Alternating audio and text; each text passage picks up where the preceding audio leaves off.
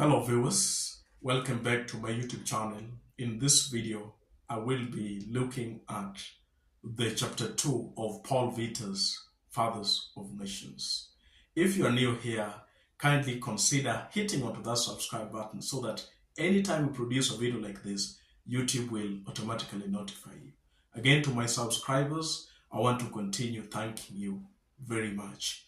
In this chapter, we find that the disguiser who we had met earlier in chapter 1 makes the second call to the four strangers. And this time, the call is first made to one Pastor Chiamaka Chineke. And the caller calls at around 9 p.m., having called earlier just some minutes before 7. And this time, the caller, who still wants to be identified as the guide, asks Pastor Chiamaka Chineke how he's doing.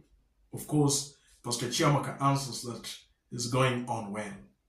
And he finds when Pastor Chiamaka has already opened the briefcase using the 1124 lock combination to open up the briefcase, and he wants to know the contents of the briefcase, or maybe to confirm.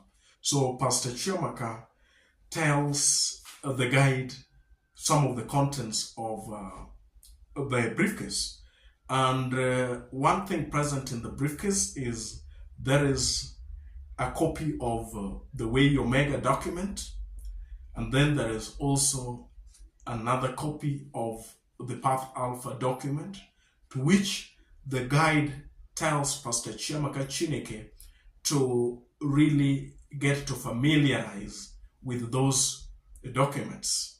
Then again, apart from the two documents in the briefcase, there are also leaflets, there are pamphlets and brochures from AGDA, that is Agency for Governance and Development in Africa, that are sent these strangers to the Banjul summit.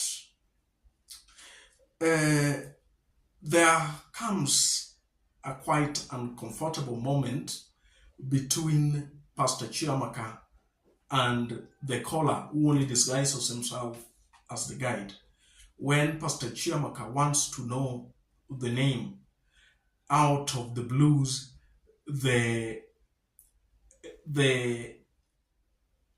guide kind of becomes patronizing, kind of becomes harsh, cruel, and kind of superior, being kind of a proud person.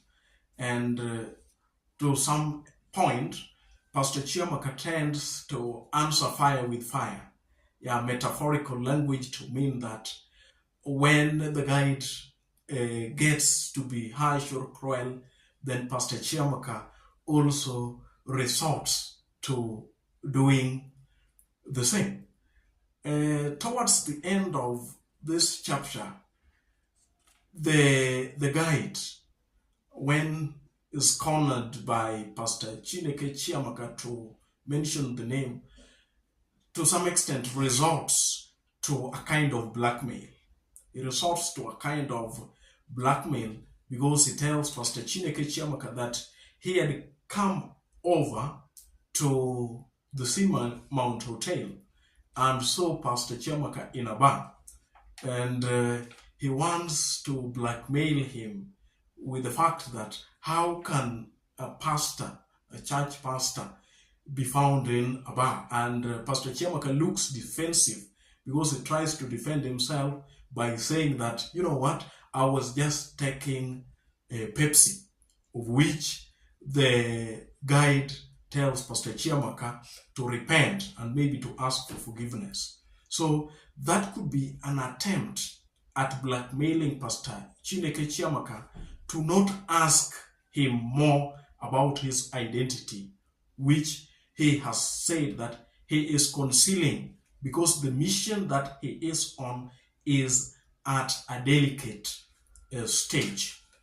So After calling Pastor Chiamaka, then Professor Karanja Kimani receives the call. Comrade Ngobile Melusi also receives the same call. Then lastly, Engineer Seif Tahir also receives the call just the same way he called them the very first time that they got to the hotel. So that is basically what's going on in chapter 2.